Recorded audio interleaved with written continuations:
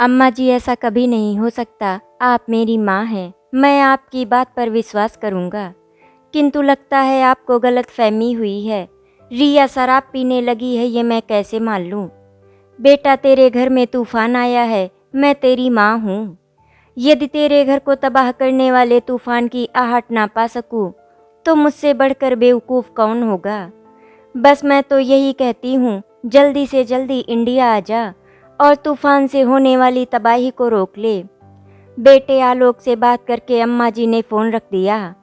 आलोक आज यहाँ नहीं है तो मेरा कर्तव्य है कि उसके घर के तिनके बिखरने से पहले उन्हें बचा लूँ।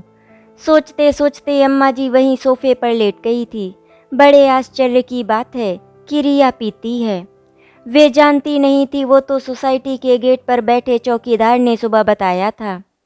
माताजी, आलोक बाबू एक शरीफ और समझदार व्यक्ति हैं। 2 साल पहले जब वे विदेश जा रहे थे तो उन्होंने मुझसे कहा था कि घर तुम पर छोड़कर जा रहा हूँ। मुझे ये भी याद है कि उन्होंने आपका फ़ोन नंबर दिया था मुझे। कहा था कि ज़रूरत पड़े तो अम्मा जी को सूचित कर देना। इसीलिए बता रहा हूँ, मैम का देर से घर आना ठीक नहीं लगता। आप तो बुजुर्ग हैं, मैम आपकी बहू हैं, कहते हुए मुझे शर्म आती है। अच्छा हुआ जो आप आ गईं, संभाल लेंगी। सुनकर अम्मा जी सन्न रह गई थी। चुपचाप फ्लैट पर आ गई थी। सुबह का समय था, रिया घर में नहीं थी। मैम तो सुबह निकल जाती हैं, देर रात तक वापस आती हैं। मैं तो नौकरानी हूँ, क्या कहूँ। अच्छा हुआ आप आ गई अम्मा जी, मैं अब यहाँ नहीं रहूँगी। आप ही ने मुझे यहाँ भेजा था, आपसे ही छुट्टी चाहती हूँ बस। ये नशे की लत है ही बुरी, छोटा मुँह बड़ी बात। यदि झूठ बोलूं तो रानी को 100 जूती मार लो। नौकरानी ने भी जब चौकीदार की बात को दोहराया तो उन्हें लगा कि यहाँ हालात सचमुच ठीक नहीं है। नौकरानी आगे बोली, अम्मा जी बैठो, खाना तैयार है, मूली के पराठे बनाए हैं। अम्मा जी बड़ी अनमनी सी बोली, छोड़ो रानी, मन नहीं कर रहा अभी। अभी तो बहू का इंतजार कर रही हूँ। आज तो शनिवार है, जल्दी आ जाएगी। वे सोफे पर बैठ गईं और अतीत में खो गईं।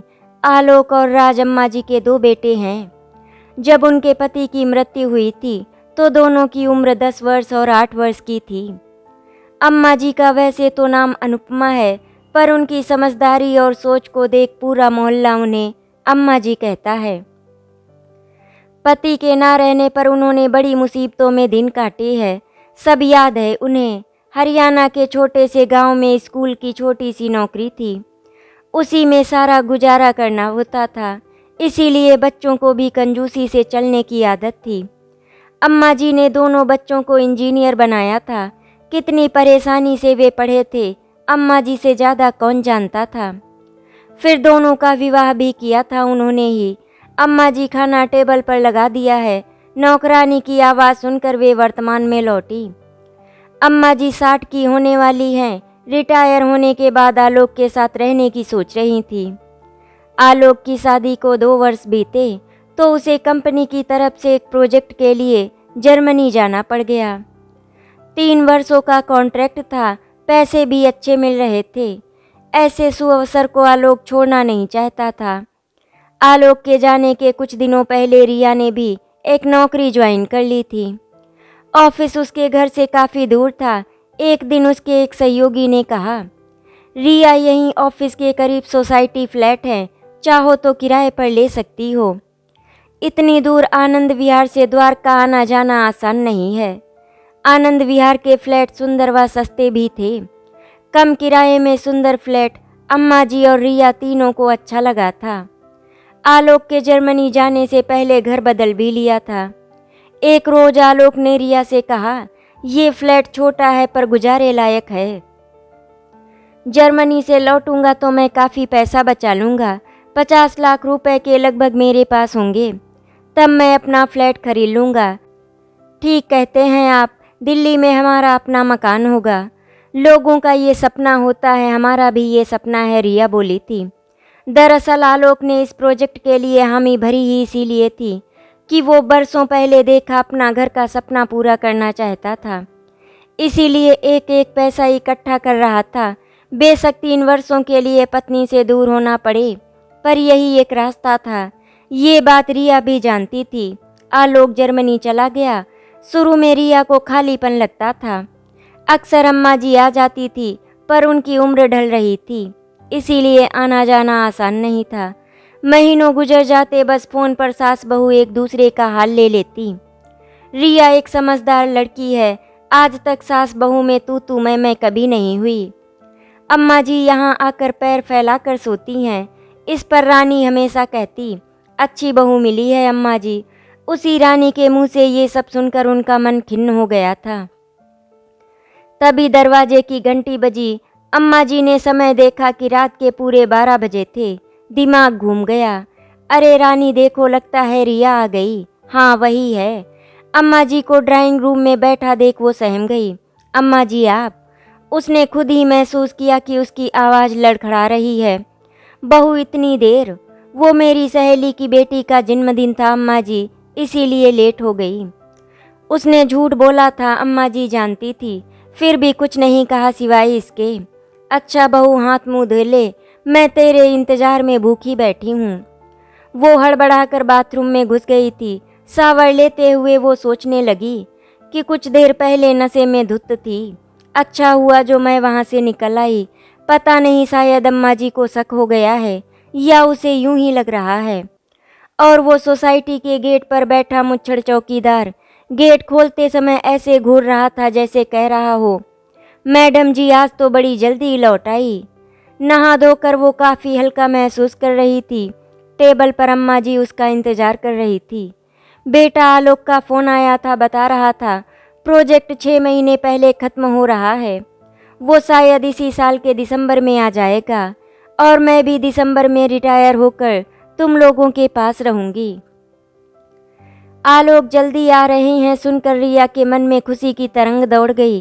पर अम्मा जी हमारे साथ होंगी, ये तो कभी सोचा ही नहीं था। अभी मैं 15 दिनों की छुट्टी लेकर आई हूँ, अम्मा जी ने बर्तन समेटते हुए सूचना दी थी। यानी 15 दिन अभी रहेंगी, उसके बाद रिटायर होकर भी यहीं हमारे पास रहेंगी। इसका मतलब वो इन 15 दिनों तक ड्रिंक से दूर रहेगी, और जब अम्मा यहाँ रहने आ जाएंगी तो फिर उसके पीने का क्या होगा। यही सब सोच रही थी रिया। वो डाइनिंग टेबल से उठकर बिस्तर पर लेट गई और सोचने लगी, ये उसे क्या हो गया है। उसकी हर बात ड्रिंक से जुड़ी होती है, पीने के अलावा वो कुछ सोचती ही नहीं। अगर अम्मा जी को पता लग गया मैं क्लब जाती हूँ पीती हूँ तो क्या होगा। ये कैसा शौक पाल बैठी हूँ मैं।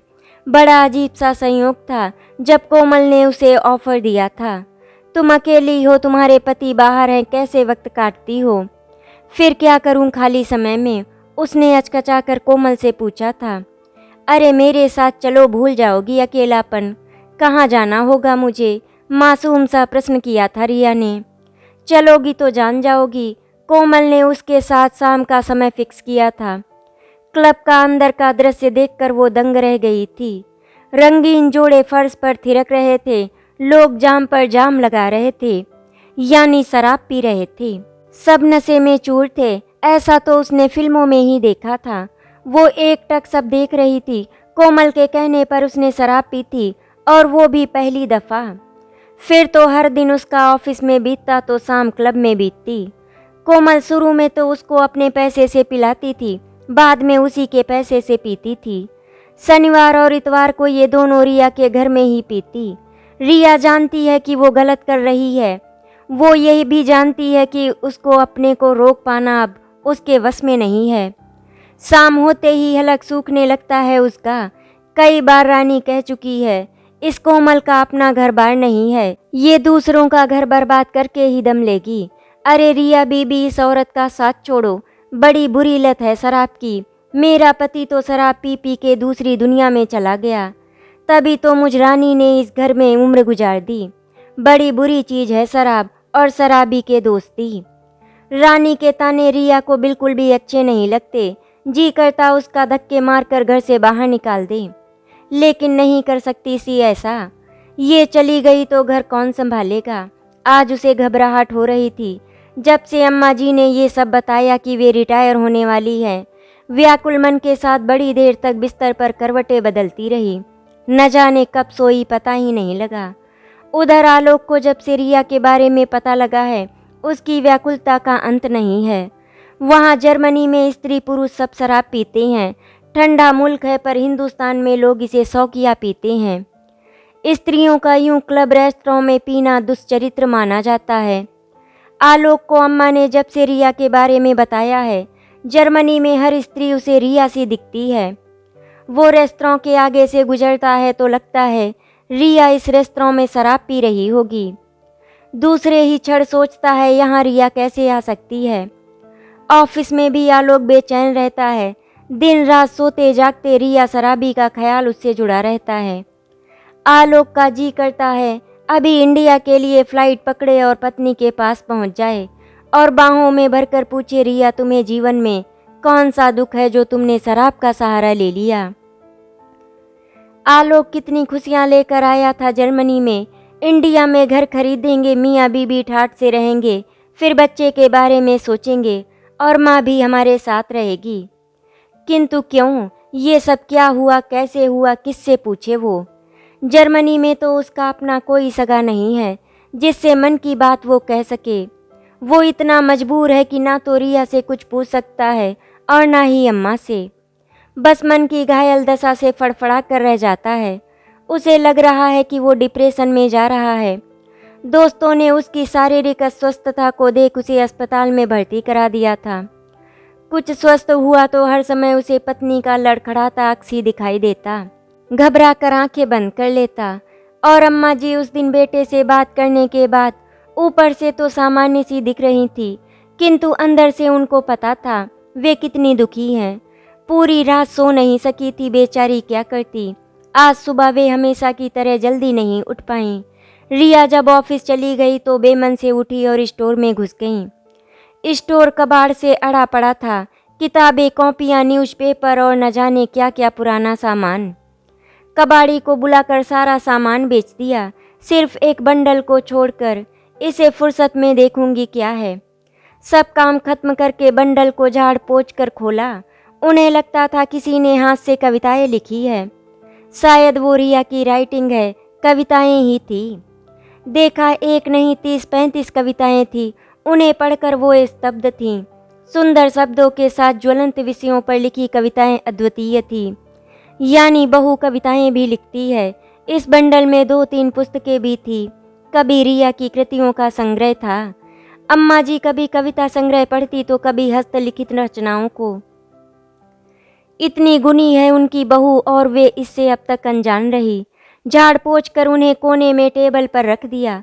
सोचा शाम को बात करूंगी, क्योंकि बहू ने इस गुड़ की बात हमसे छिपाई। कभी कभी हम अपने टैलेंट को छोड़कर इधर उधर भटकते हैं, दुर्गुणों में फंसकर जीवन को दुश्वार बना लेते हैं। रिया के घर आने से पहले उन्होंने कई जगह फ़ोन किए। दोपहर को बेटे आलोक का फ़ोन आ गया, कैसी हो अम्मा। ठीक हूँ। और रिया, वो भी ऑफिस से लौटने वाली है, आएगी तो बता दूंगी तू परेशान है उसको लेकर, ये मैं जानती हूँ। नहीं अम्मा मैं ठीक हूँ, बस आने के दिन गिन रहा हूँ।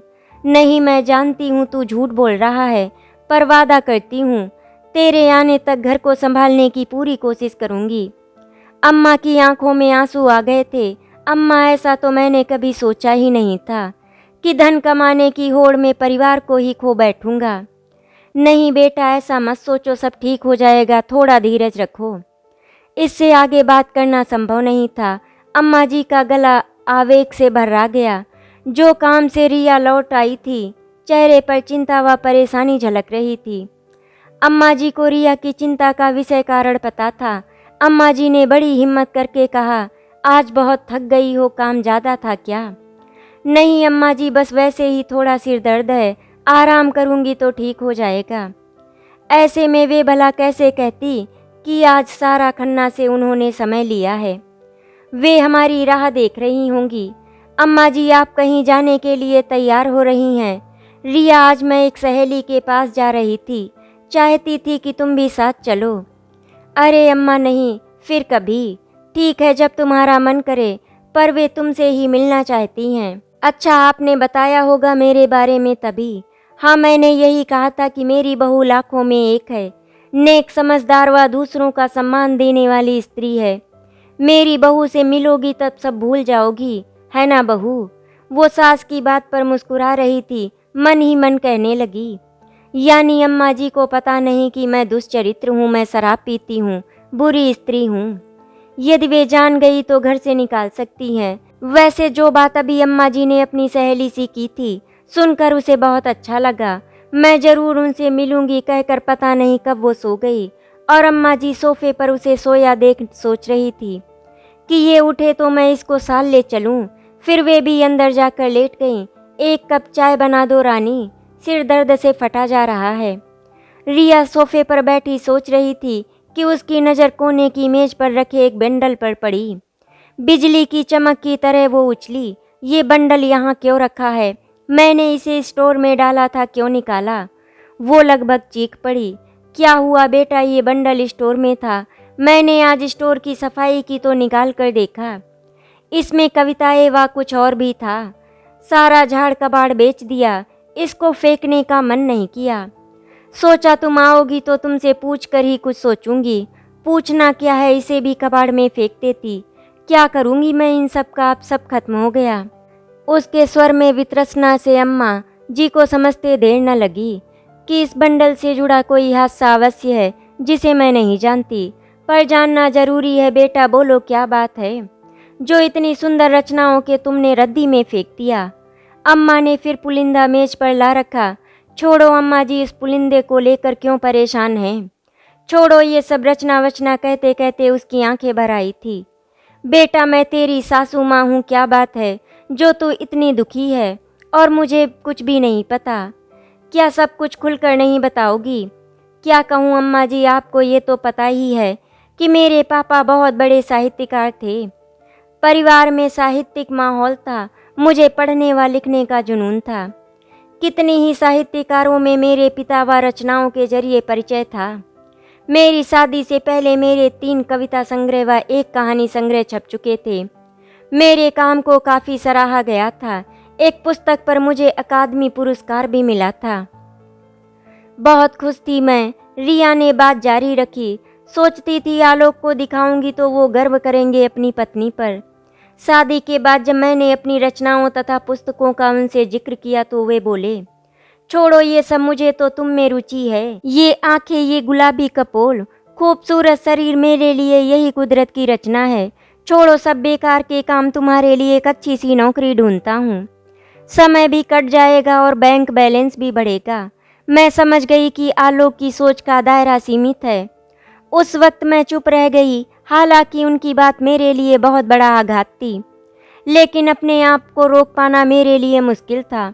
मेरा अंदर का लेखक तड़पता था। छिप छिप कर कुछ रचनाएं लिखी, भेजी और छपी भी थी। छपी हुई रचनाएं जब आलोक को दिखाई तो वे मुझी पर बरस पड़े। ये क्या पूरी लाइब्रेरी बनाई है, लो अब पढ़ो लिखो। उन्होंने मेरी किताबों को आग के हवाले कर दिया। मेरी आंखों में खून उतर आया, लेकिन चुप रही।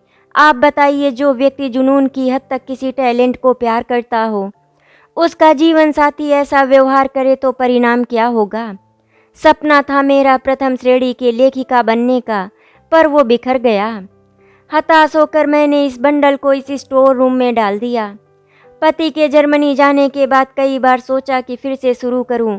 अकेलापन दूर करने का यही एक साधन था मेरे पास। लेकिन इसी बीच कोमल से मेरा संपर्क हुआ और मैं नशे में डूबती चली गई। अब तो पढ़ने लिखने का जी भी नहीं करता। अम्मा जी, ये है इस बंडल की कहानी। रिया की आंखें डबडबा गई थी। अम्मा जी को लगा कि आज पहली बार उसने नशे की बात को स्वीकारा है। निश्चय ही जो ये कह रही है वो सच है, जरा सी भी मिलावट नहीं है।